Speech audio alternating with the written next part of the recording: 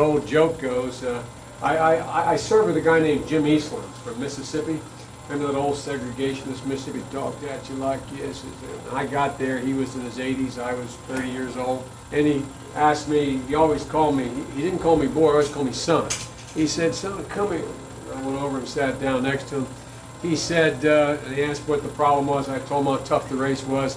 He looked at me, he said, what old Jim Easton do for you in Delaware, boy, or son? And I said, well, Mr. Chairman, some places you'd help, and some places you'd hurt. He looked at me, he said, well, then I'll come to Delaware. I'll campaign for you or against you, whichever will help me. So I'm returning the favor, Dave. And in Washington, Southern representatives successfully blocked civil rights legislation.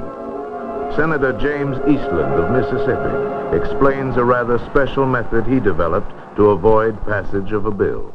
Truman had a civil rights bill that is 144 pages thick. You know what I did? I put a special pocket in my pants.